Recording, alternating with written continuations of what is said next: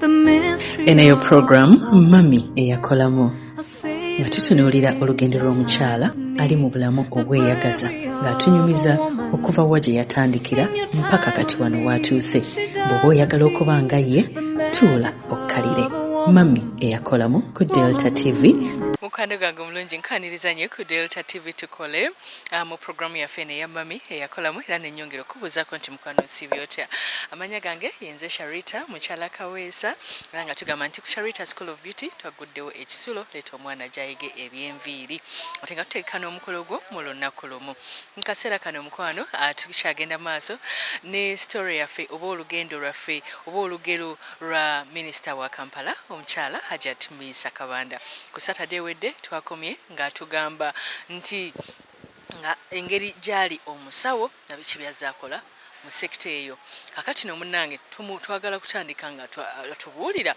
yava kukyata okuyingira ebya politics kuba kati ffe tusinze kumumanya kya politics. Hajjati tweyongerayo n'olugendo lwaffe nnyo. Olugendo lwaffe kenera bitokugamba luli nti nga sinnaba kuyingira politics ate olwo nali nyingidde abasiraamu olwo ntandise okusavinga abasiraamu baffe. Nze nali sigenda mu hijja naye nalina emyaka 27 nkyali muwala nga sina shariya nga sinaba kutandika nnyo okuzambala era nga ndi awo mu ddwaliro lyange. Omwami wange yali agenda mu hijja nemugamba nange njagala kgenda nangamba gwe genda nze kansigale. Tibwe nansigala nze ngende e Makka nali ngenze ng'omuntu wa bulijjo ngenda ng'omuntu wa bulijjo nga tuli ku kisaawe Jidda we tutuukira mulwadde yakolapusinga nga wa sukaali nga yavudde Uganda yava Uganda tuli naye nga tuli mu ttiimu ffenna yayitidde wantu mu Masaka kati nga bumanya anxiety ebeerawo omukyala mukulu teyalya mmere teyakola ki kati nagenda okulaba nga omukyala akolapusinga nga ali unconscious baali batambuddeko n'omusawo waabwe n'ensembera we yali ng'era omuntu amanye ekintu nebagamba nti kiki nebanga nti ono yalinako batabani be babiri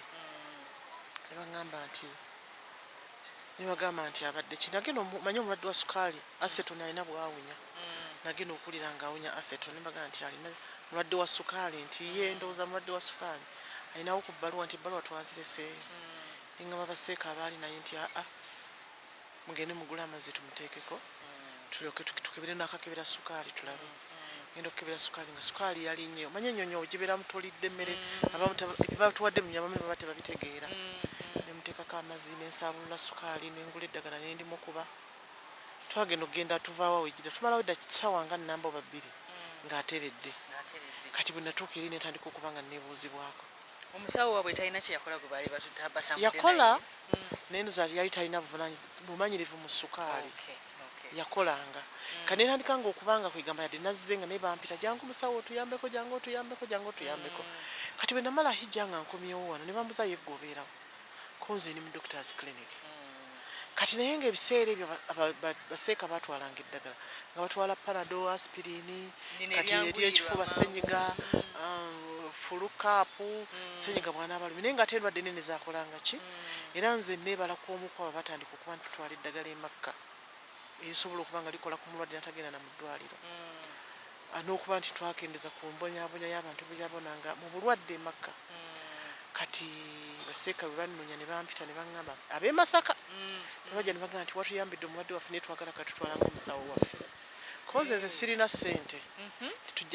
tujja kusasulira buli kimu. Nentandika olugendo olwo nga nina emyaka 28 olwo ntandika okugenda e Makka paka kati nga siyosezzaamu omulundi gwe nali gwe saagenda okuva ku siyosezzaamu omulundi gwe nali gwe saagenda okuva ku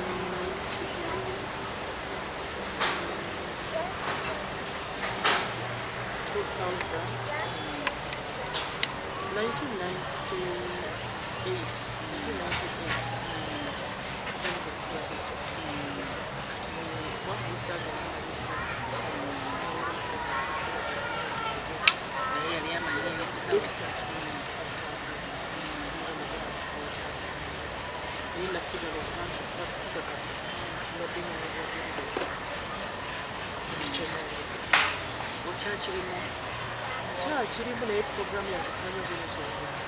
Nina nari ya okuba nti timetable yakyuka tubeera busy live nakufuna yannaku asatu mu mwaka kati nagituteko ennaku kulingaddeko kuwumula simanyi oba nasobola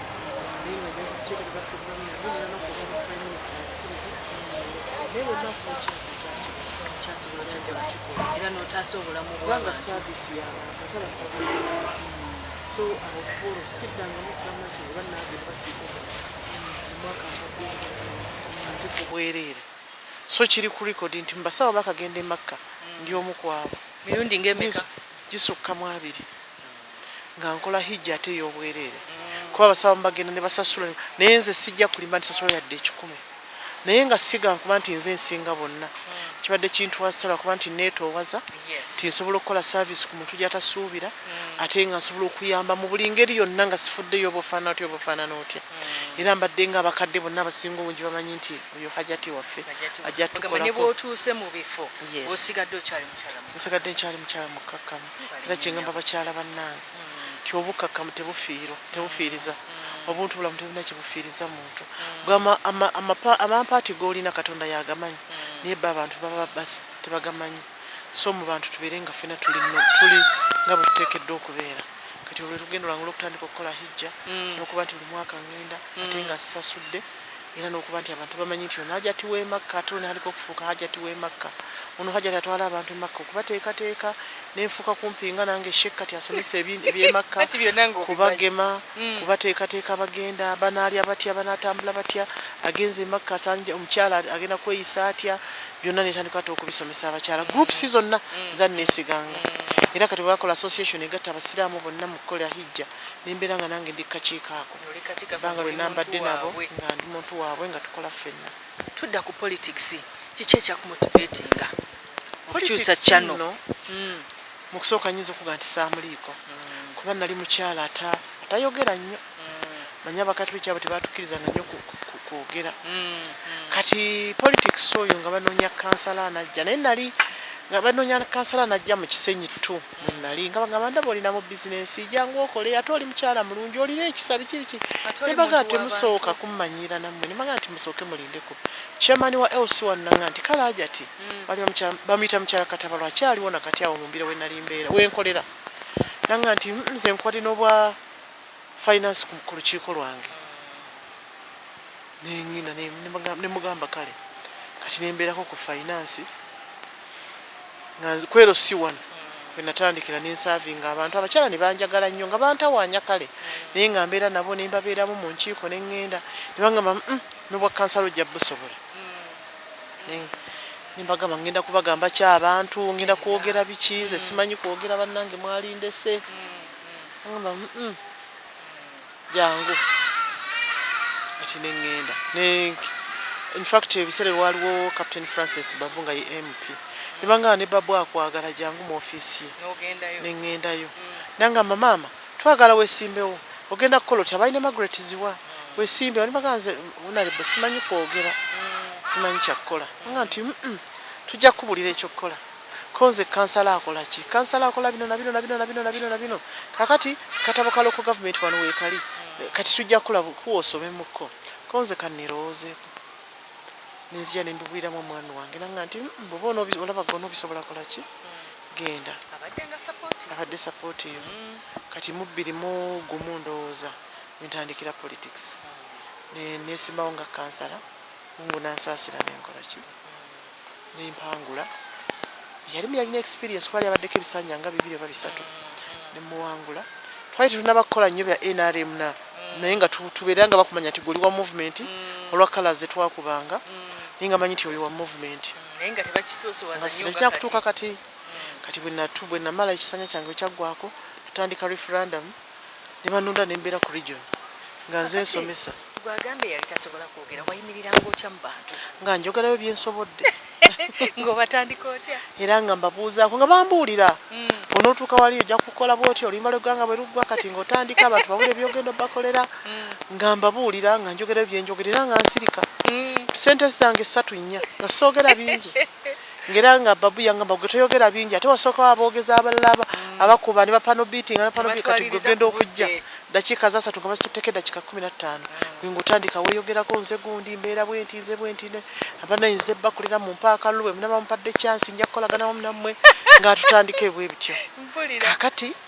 nga mbeerawo nange ngamba luno nduwonye olunaku lwa kampeyini lwe tugenda ku kampeyini nga ndutya notya jjukira oliko n'oponenti wo twayimiranga kadaala abantu abo olina akuvuma nali samanyira kuvuma olina akugamba biki naye ndagenda okulaba nga ngenda mmanyira mpola mpola ngenda mmanyira mpola mpola akalulu ne kajja nempangula nenkola ate ekisanyi kyange kyasooka mwami Sserunjugi yampa obwa minisita ku lukiiko lwe yanteeka ku nga chairperson wa health nenkolako naye era politics saamalako kisanja ndoza ne wajjawo ebigambo nangamba nkugjeeko n'ateekawo omulala nze nenvaako naye nsigala nga nsaavinga abantu bange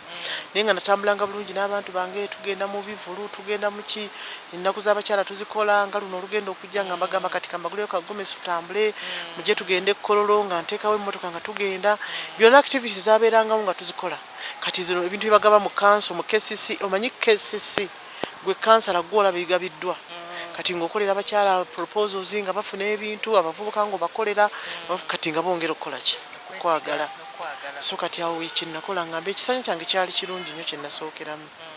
nga nkikola bulungi nnyo kati olwo olugendo lwange nga lutandika olwaki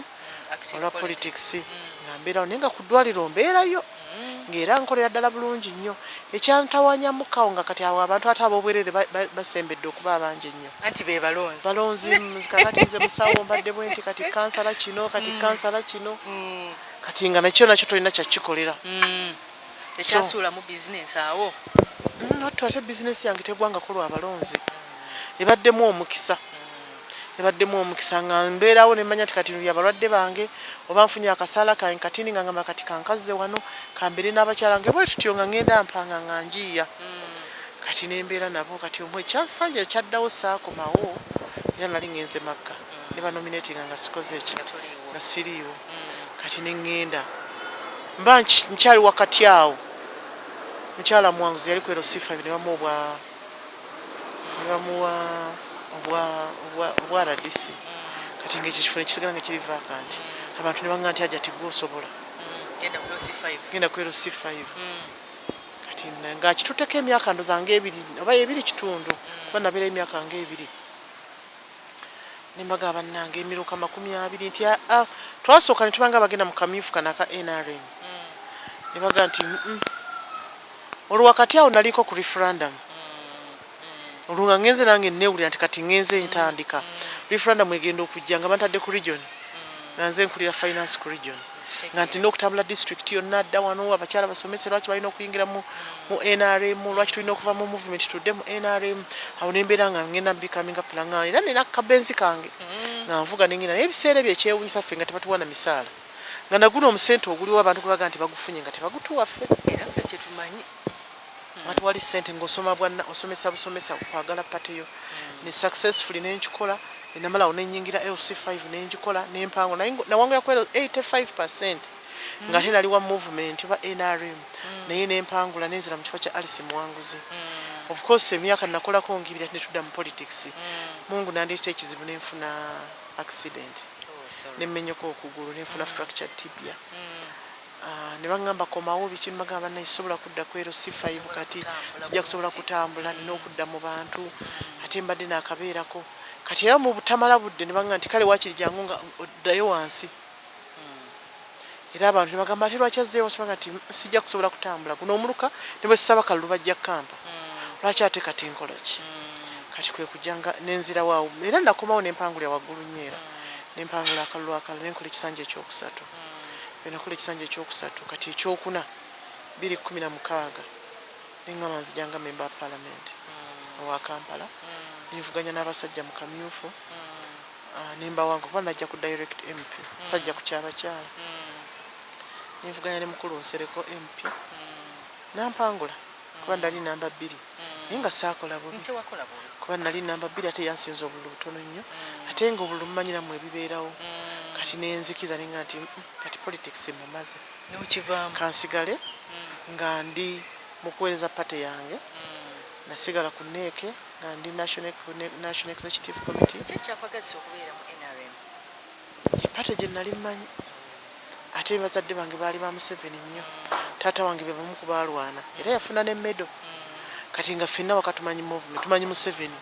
Baali bakayira ne bagende wa Museveni. Kati nesigala nga mundina okuwagira.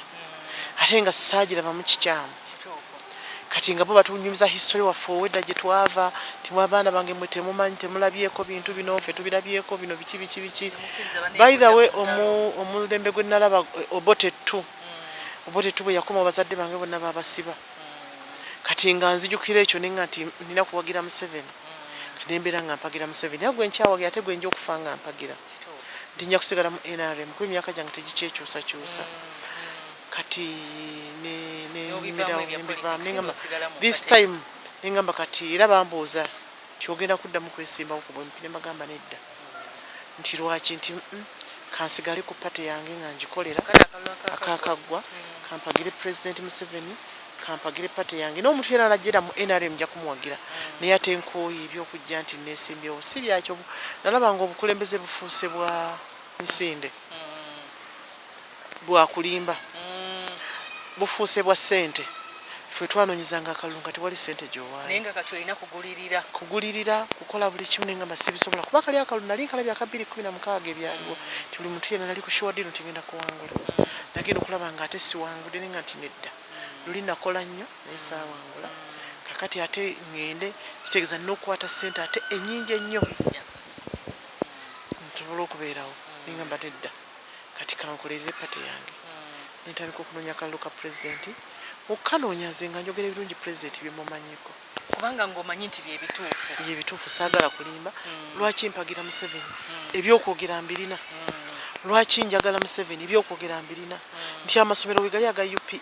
tingamanyi weegali nti amalwaliro weegali byakoledde abantu weebiri. University weziri twalina university ffe we twasomera kati ziri mu 15 nga byonna byonsobola obikola ki okubyogera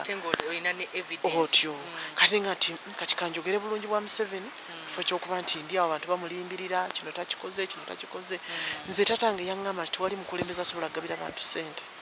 kuba tatange eri munnabyabufuzi nnyo ate ne maama wange era yali akulira abakyala naŋŋamba nti tewali agenda kukola bintu wabula ggwe kennyini ng'omuntu olina okukola nga gwe boli wano ng'okola nate olwo yasoma omulimu naye nga tasobola kujja ku TV kukola. N'agamba bampadde busente butono kanveewo bampadde busente butini kanveewo. So kakati awo neŋŋamba kati nakola pate kati n'ekisanja ekiwedde nembeera nga ndi ku pate yokka. NRM mwenda natambula nengenda Masaka nenkola Zoom meetings nengenda wa n'emitiana nengenda buli wamu nga ngenda nnoonya akalulu naye nga nalabirawo nti si kangu era mukulabira nga si kangu. Omukulembeze namugamba nti akalulu tulina naye akalulu si kangu era abantu bafuuse violent abantu baagala weevu abantu baagala kukyusaamu abantu baagala kukola ki. Kati awo we nakola ki we natandikira mba ndi awo nga pulezidenti amengedde nga mpadde ekya minisita wa Kampala ate ekifo kyampadde nga kyekifo kyembaddemu kyenkuliddemu kyenkoleddemu kyenzaaliddwamu kubanga sina wantu walala we mmanyi Wakiso mumanyi era bwe ngenda okwesimba omanyi nti abadde Wakiso basobola okumpa kuba mange alinga we Wakiso. Kati ate Kampala gyenkulidde mu Kisenyi we mbadde gy'emiruka gye mbaddemu gy'emigotteko gye mbaddemu ntina gurupu z'abavubuka ze ntambula nazo abaana nga abageto era bampita bamageto. Nina abavubuka be mbadde nabo nga bali mu bawasa bakola batya nengenda ku mikolo gyabwe ne mbabuulira n'abakyala be mbuuliridde oga nti mudde mu bufumbo mukole muti mufumbirwe olaba mbalowooza nti oba nange ngatta n'abantu ne bafumbirigana naye nabuuliranga buuze mbaga nti bufumbirwa gekola bwe yabafunye ebizibu so nembeera nga mbabeeramu nnyo. Neneebaza Mukama nti at least ekyo kyo yakimpa era nga mwebaza. Naye bannange bawulira otya nga bakuyise bakuwadde ekifo ekyo? Ate pulezidenti teyampita nakirabira ku TV ekiki era ali munnamawulire eyankubira essimu Mr. Buyondo n'aŋŋamba Hajjati congratulations konze kiki tebakuwadde akalulu kumanya bakuwadde obukulu konze obukulu bwaki byajjanga ku mitimbagano bagamasa bakwadde ku secretariat naye nze tebantimbako nti ndi minisita. Kati ne mugamba gwe gundi naye mwe mufuuka abamawulire mulimba bulimbi nali nva kukola jjukira covid yali azze nga tuli bize nnyo nga bulidde naffe mu clinic zaffe nga tubeera bize kunoonya oxygen kola ki nali nva ku duty nga mutabani wange yanvugako naye dokita nanga mami gwowulira otya koza sina kyempulira. Nasooka kutuuka awo ku geeti nasanga abantu bakuŋŋaanye abalabye bba amawulire g'essaawa ennya bangamba mbagamba bange kinti vaamu mu mmotoka vaamu bansitudde bakoze batya ne mbagamba bituufu nti bane kamala okuyingira nkuba akasimu saakuba simu nga sina gwe nkubira nateekako TV nasanga TV eriko yali ya NBS kati NBS ngenda okulaba nga amanya gatambula bwe gati Hajjati Minsa Kabanda Hajjati Minsa ngati alhamdulillah Mungu akoze ekibampadde bwa minister of course awusanyo weri atandikira. Amina. Katikene bulango bwe tukama wati tukenda kubera nga tumaliriza olugendo lwe. Bishi byalowooza ebyamutuusa ku bwanguzi na bishi byasobola okugamba ate abakyala basobola okubeera nga bafuuka nga ye. Eneyo program Mami Eyakolamu nga tutunuulira olugendo lw'omukyala ali mu bulamu obweyagaza ng'atunyumiza okuva wa gye yatandikira mpaka kati wano w'atuuse. Bw'oba oyagala okuba nga ye tuula okkalire. Mami Eyakolamu ku Delta TV